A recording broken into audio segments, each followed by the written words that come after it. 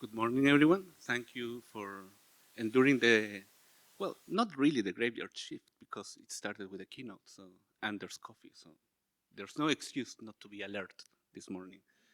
So I have way too many slides for the allocated time, and that's me trying to edit myself. So first I'm gonna see if this works.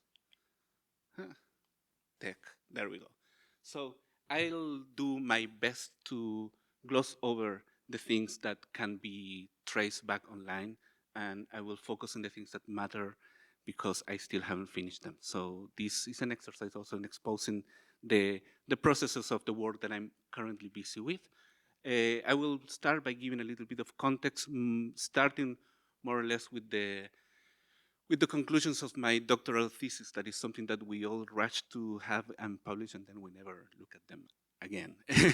So then I will move towards, and I'll really comment on a couple of previous case studies that came both during my doctoral thesis, but also in the years after that.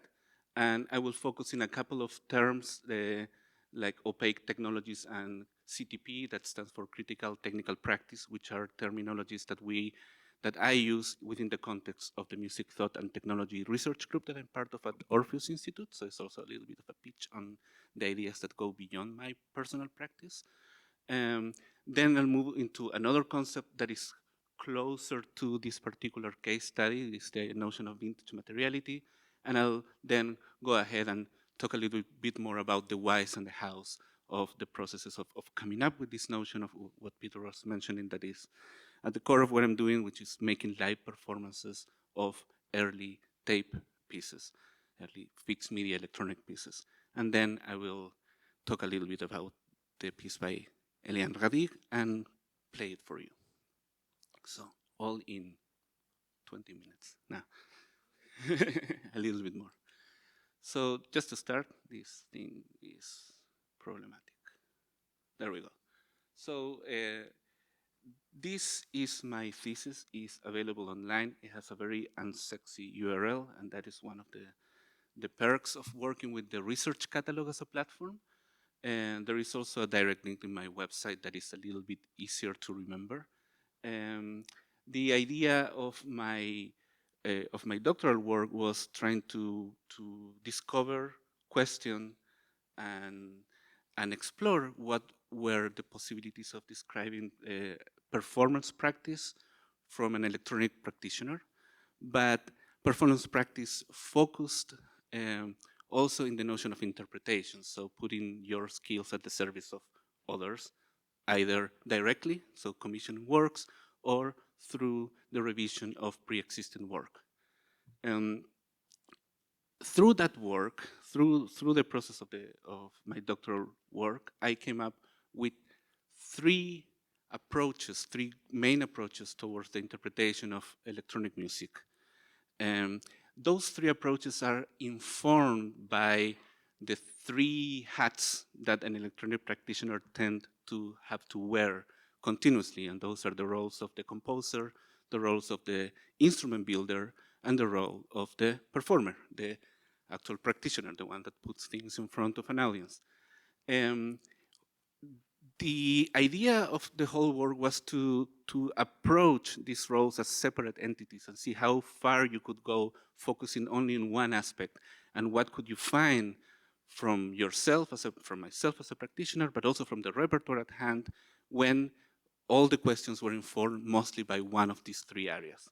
That was, as you can imagine, a complete failure, as in the big conclusion is that you cannot really do that all the time you're constantly, like, let's say the inherent nature of this particular practice is that the lack of a standardization and many other things forces you or encourages you to actually act as all three, even when you are dealing with repertoire, even when you're collaborating with a composer that is writing a piece for you. There are a lot of creative decision makings that are calling to a compositional mindset, more than, I will argue, more than when it comes to other collaborations between composers and traditional instrumentalists.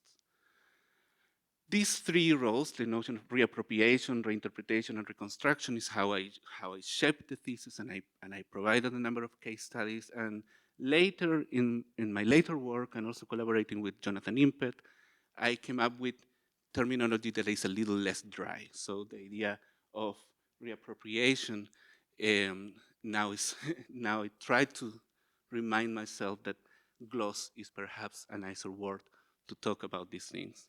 There's also less of iterations when you write, and you have good editors like Jeremy Cox that are encouraging you to make things that actually humans can read and appreciate. So let's forget about the re's for now and focus on the notion of gloss, analogy, and simulation. This is going to be a long day. The idea of gloss is it centers in developing experimental interpretations that are informed by compositional skills. So it's basically about identifying salient creative factors in an existing piece and applying them both to the resolution of a musical problem in performance that can later inform a new piece. So you use the analysis of this creative and the process of making a version of a certain work, not necessarily for the sake of just presenting the work, but also to extract information that then you can use to make a new piece, make your own, appropriate that. That's the reappropriation. Then we have reconstruction or simulation. And here the idea of reconstruction or simulation, of course, centers on the materials required to reproduce a work. Most of the repertoire that I looked into contains technology that is no longer available or is not easily available. So the idea of reconstruction focuses both in the updating, into making possible these pieces to be performed again, while also observing what the original limitations of these setups were in order to maintain them or adapt them in some ways. Mainly because I personally believe that resistance between what was possible to be done with certain technology and the creative intentions is analogous to the resistance of a traditional instrument and you trying to play it. So that is something that overly simplified setups that, although are possible to be done when translating analog material into the digital domain, tend to lose this friction, tend to make everything too automatized. And this is my advocacy for keeping the problems alive and keeping our life a little difficult. Oh, sorry, I think that I passed one.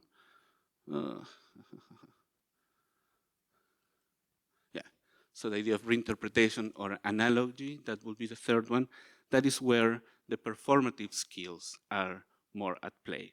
So it's an kind of interpretation that is informed by identifying interpretative challenges that are presented by a certain work and adapting them to the electronic media. So one example that comes to mind was something that I presented in 2017, I think, at the Performance Studies Network in Oslo. That was my adaptation of the piece by Morten Feldman, The King of Denmark, that is for percussion. And in there, the technical challenge for the percussionist, let's forget about the concepts and the context, but the technical challenge for a percussionist for that piece is that it suggests or invites to make movements that are exciting, resonating instruments, but always on the threshold of audibility. So you make very soft sounds. So what my adaptation to the digital domain, to make an electronic version of it, focus on creating a mapping on a digital drum pad where not all the hits will provoke a sound, and sometimes the map will be inverted throughout the piece, so pressing something wouldn't create a sound, but releasing it will do it. So basically I was doing some kind of displacement between things that were active in the dynamics of an original piece into the time domain of the piece, so how the piece evolved over time. Now, moving on. These are some of the case studies that I worked during my doctoral trajectory, but also after that. One of them deals with the reconstruction and the revision and experimentation with Solo by Karl-Heinz Stockhausen. I don't have time to describe the whole setup in here, but let's say that I used telematics to update the challenges of the work. Originally, this is for solo tape, for a solo melodic instrument and a tape delay system, and it's one of the first pieces that utilizes a live tape delay system. There's Terry Riley, there's Robert Fripp as well, but this precedes that. And the history of the work and the recorded history of the work suggested that some of the implicit hypotheses of the piece were not really working in the live setup, namely that you couldn't really create timbre complexity just by repeating and superimposing a single melodic instrument. And that was corrected by Stockhausen in the various versions, starting with the very first one by Deutsche Grammophon, by introducing recordings of other pieces. So it really corrected that, so to speak. And my argument was that using telematics, this is way pre-COVID, you could do that live. So you could have multiple performers playing the same piece live, but the contribution of the telematic musicians was only audible in those sections where the piece expected to have a rich timbre density. So that's one way of doing things. Now a little comment. You can see there one of the early setups for such a work. And you can see the contribution of a digital artist to updating the piece. This is an iPhone and iPad app where you can play solo on your own, or you can practice on your own. I have absolutely nothing against this approach because it facilitates people, musicians, to practice such work. I see it as a way of democratization of practicing the work. I believe that it goes against whatever makes relevant to perform live this piece, because you lose the interaction between the technical setup and the technicians and how they make also decisions while projecting the recorded melodic instrument in the space. So that's a first comment on the dangers of updating the materiality of a work and losing everything that's fun about it. It's all the things that can go wrong, like this pointer. There we go. A second case study that deals with this idea of how materiality is not transparent is my contribution to the Italian theater group version of Bruno Maderna's Hyperion. This was a work that was originally composed by Maderna for solo flute, solo soprano, and orchestra with a choir. And I was asked to collaborate by becoming the cheap version of the orchestra, of course. So I looked into the history of the work, and I found some tape loops that Maderna had composed and created for one of the versions. That was one important point of entry into adding my personal sound world into this arrangement. The second one was, of course, that Maderna himself had performed as a conductor in some of the existing recordings. So I tapped into the Maderna the performer, that is actually more of a figure than Maderna the composer, arguably, at least when comparing his legacy to the contemporaries, and I'm getting into muddy waters, so I'll escape from there. But the interesting side product or byproduct of this project is that once the performance that was done live a number of times, mainly in Italy, was done, the sediment of that was supposed to be a DVD recorded by RAI. They recorded the work, but it was never released, and released as a product and never released as material to work with. So rather than getting too bitter about it, or for too long, too bitter, I took the opportunity to add more of me in this work, and I actually replaced all the orchestral bits that still remain in the production by means of projections, of tape recordings, and I replaced them with electronic parts that were heavily informed by the loops of Moderna, but they were much of my contribution. I also extended the parts for the voice and the flute, and I released this in vinyl only with, and this is what is relevant for this presentation, with the help of Taylor Dupré, who's a fantastic mastering engineer, who actually understood what I was trying to do. And what I was trying to do was to present it in vinyl with everything that could be wrong in mastering a piece with a high dynamic range, namely overemphasizing the dynamic range of the work, making certain parts of the recording barely audible from the get-go, which meant that if you have the album, by the second playback, the surface noise of the vinyl is actually louder than what was recorded. The point was to give you a message that self-destruct after 20 listens. But it's also a comment on what is behind the idea of Hyperion, of interacting with a world that is coming around you, and that the legacy should also be something that when you observe it, it disintegrates as well.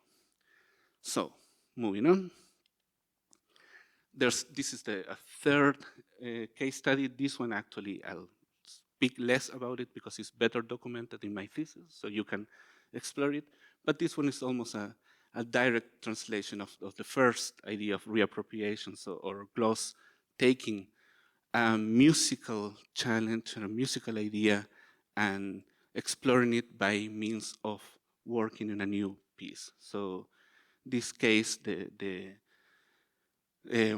work is A Pierre by Luigi Nono. It has a technical setup that is fairly simple. It's 2 delay lines going into a reverb. The delay lines are 12 seconds in cascade.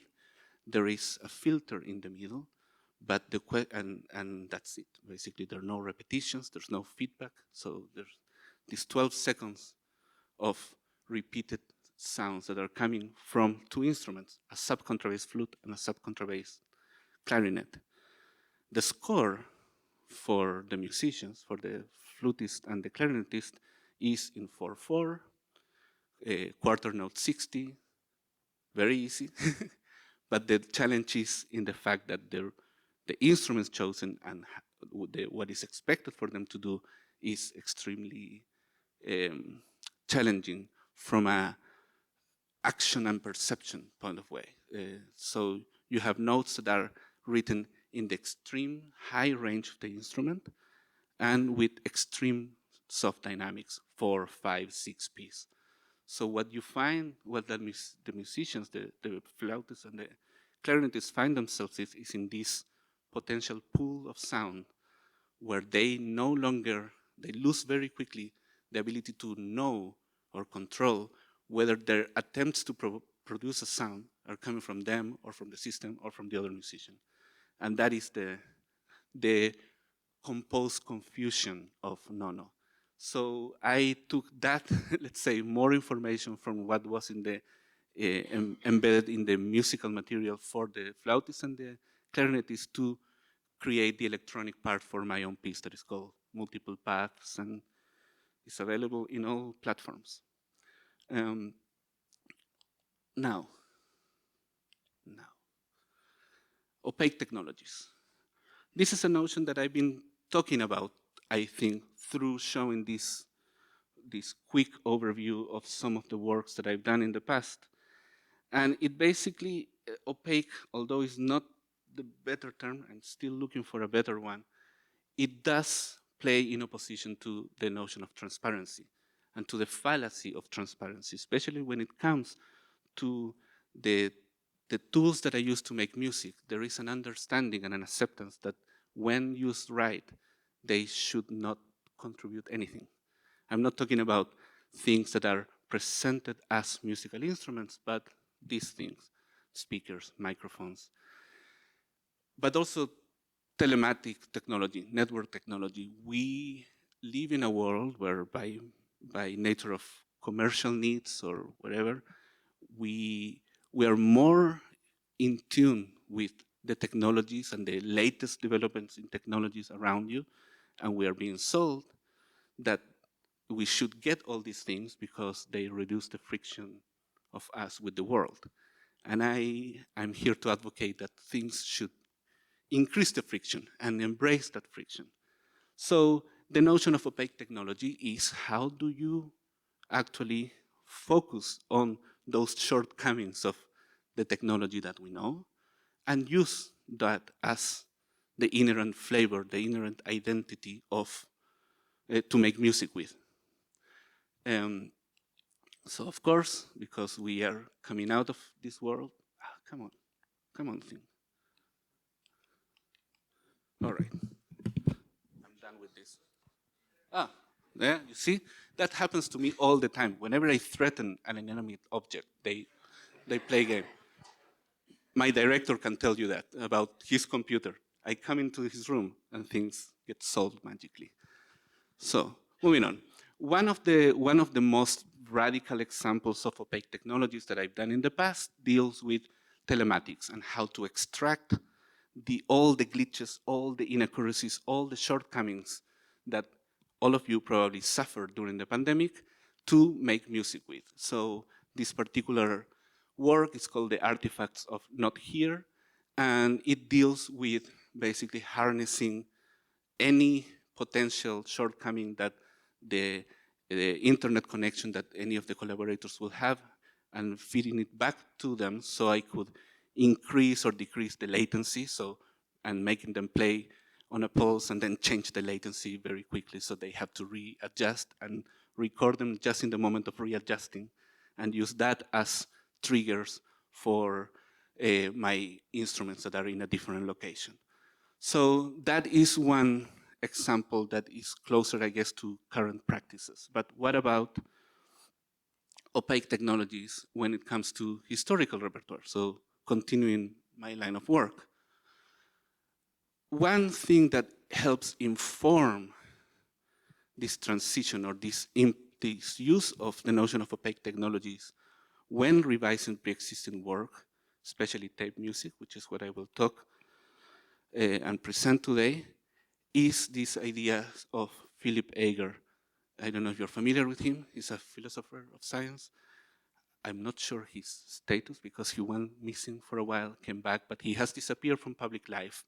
So he's no longer producing public work, let's say, but maybe that's for his own good. But he came up with this this notion of critical technical practice while working closely with the machine learning labs at the UCLA, at the University of California in Los Angeles.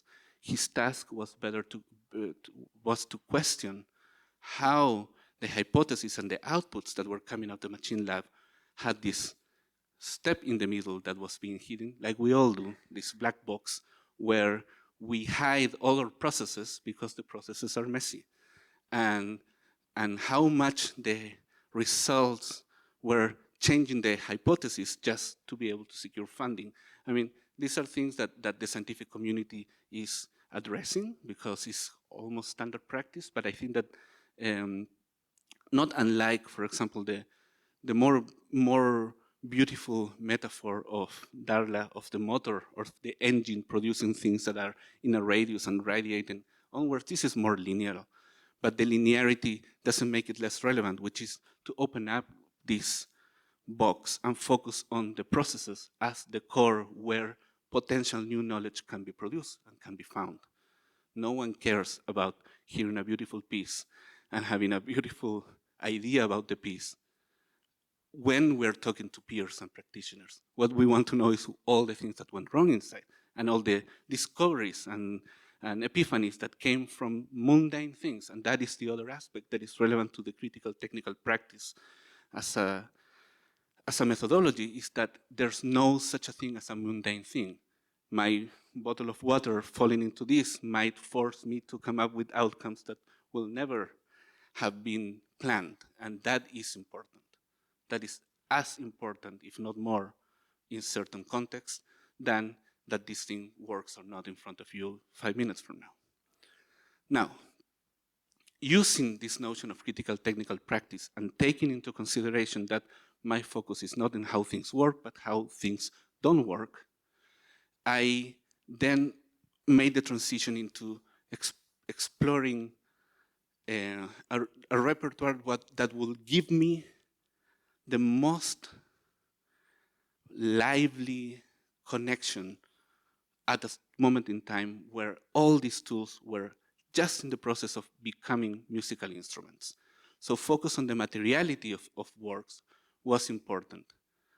And of course, the notion of vintage materialities comes from understanding that there is a relationship to objects that we use to produce work that is also informed by their age. So how long have they been in the world, how available they are, how well they're expected to function, how much do we need to spend time keeping them alive before we can abuse them again, like this mixer. Thank you, Peter. Now,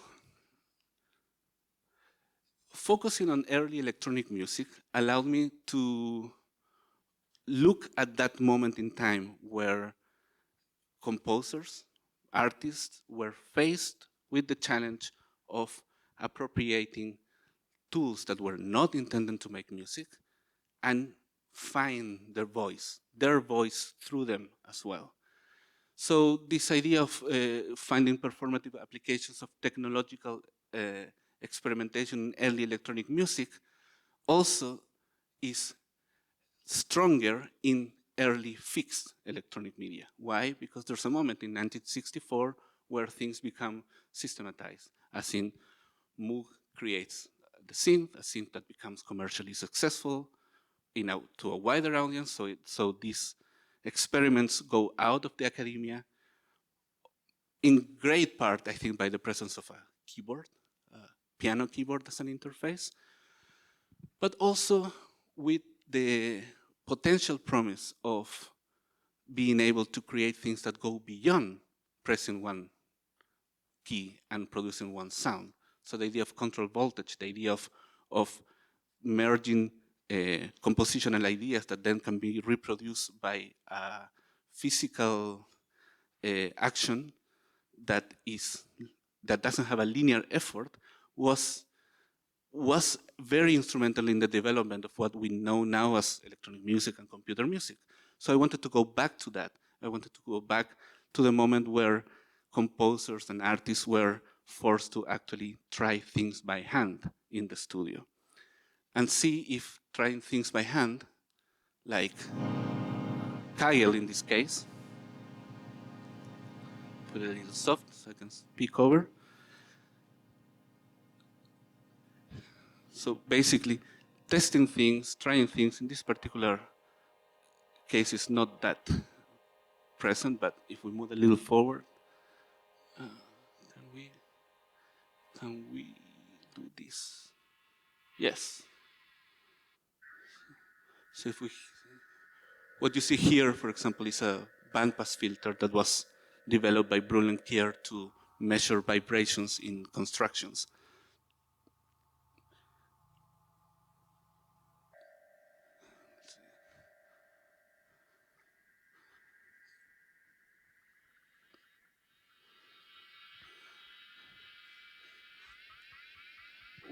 We can hear these filter sweeps that are very present in early tape music because that's what the filter did. So I think that that's this moment in time where composers didn't have, let's say, didn't have the time to develop a familiarity with the tools and force them to find certain actions that then could be related as musical actions is what I find interesting and what I want to explore and exploit in my versions. Now, I look at the work of Eliane Radigue, and she's a composer that probably is lesser known than many of the bespectacled men that I've been showing up until now. But she has an interesting career because she didn't start as a composer. She started as a technician. She started as a technical assistant for Pierre Schaeffer. She was cutting and splicing and helping putting together the big pieces that Schaeffer was developing in the 50s. And what is interesting about that is that there were other composers, also female composers, that were more in the role of being a young composer developing a professional career. Her intentionality was never that necessarily. When she started working on her early pieces that were done using just a tape recorder and a microphone and a speaker to produce feedback, her claim was that what motivated her to make this music was because after a day of work, cutting and splicing tape, she would look at the floor and she would see all these leftovers, these orphan pieces, and she wanted to find out what inherent music was in that. So this idea of the focusing on the debris and the residuals and the leftover in the product of technical work as an inspiration to produce new work. So I will have to go much quicker from here on, because I do want to play for you. But these are some of the questions that come to mind for myself when trying to enter into the world of Radigue. And this is just to say that these early feedback pieces were never meant to be concert pieces. They didn't have a fixed duration. There were tape loops that she created to accompany art exhibitions of colleagues and friends. So this whole idea of looking at them as having a timeline and that a beginning, a middle, and an end is already problematic, and it suggests that you should look into other things, like, well, what electronic music of the time didn't deal with a linear structure. And we go back to my personal beginning as a student of sonology, which is the Philips Pavilion in 1958, but not poem electronique, but the work of Xenakis, the in-between the actual piece. And the in-between is this.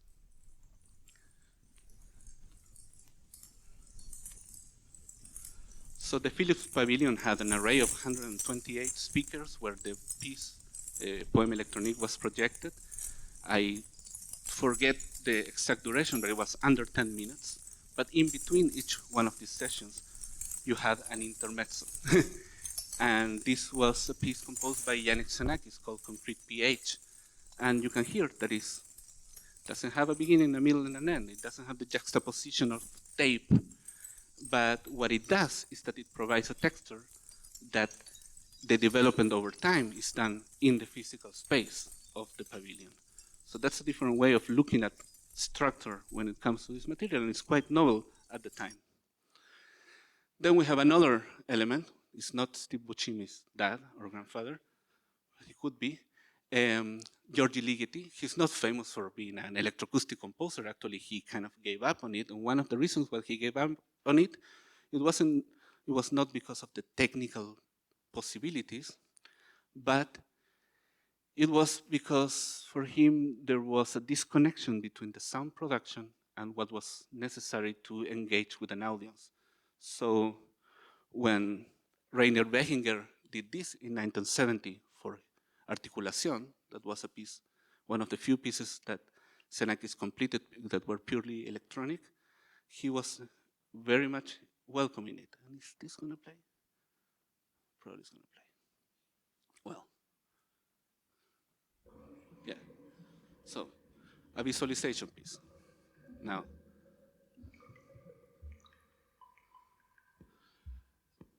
I showed you this just as a way of saying, well, these were the elements that I took in order to enter into the world of Radigue.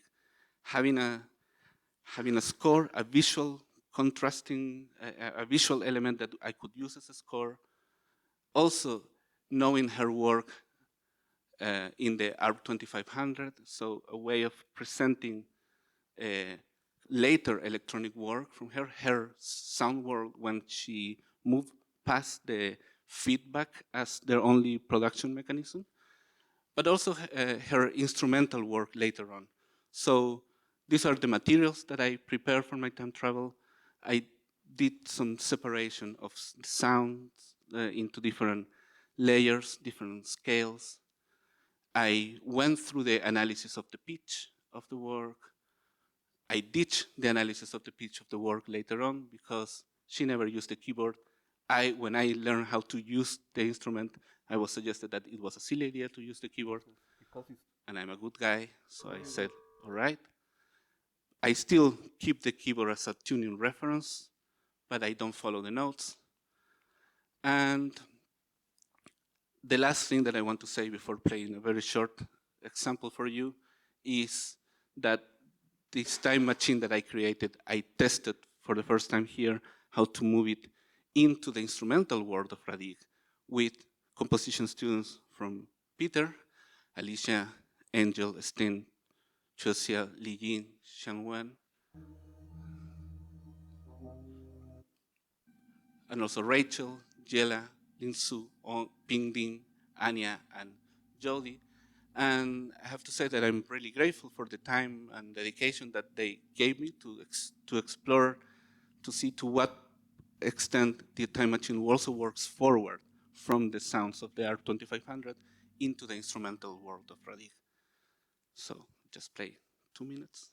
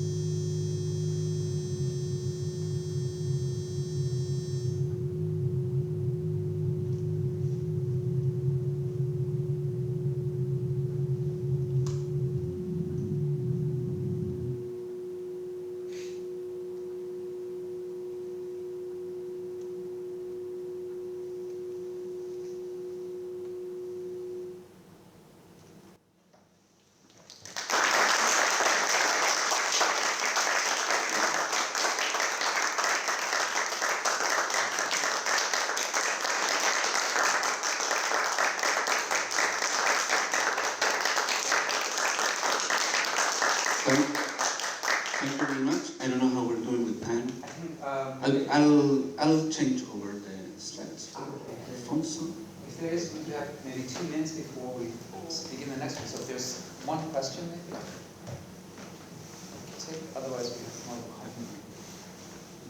Coffee is also good. Just one quick question. I came in late, I apologise, but I was wondering what the modular is that you're using. Well, it's Pullman's version of the R2500. Okay. Basically, yeah. So that's what I had to run over. But the idea was always to use the sounds that Radigue used in her mid-life Yeah. to go back into the early life and see what was the relation then with her later work. Yeah. Because I'm always a little suspicious about, I don't know if you're familiar with the composer-performer relationship that she has been developed lately, instrumentally, the Chevaliers of Eliane and all that. I'm very about that. So I'm trying to find in this work a lot of the flavors that actually come back into instrumental things, more than the more personal connections. Yeah. And I wanted to limit myself to what was possible sonically, but the reason why I went and worked in the original R2500 is because I wanted to produce at least 3 sounds. So I knew that I needed to create internal feedback loops, and I didn't want to make feedback loops that the inadequacy of the format allows that were not possible there. So I had to learn what the limits were in the original one to be able to limit what was possible here.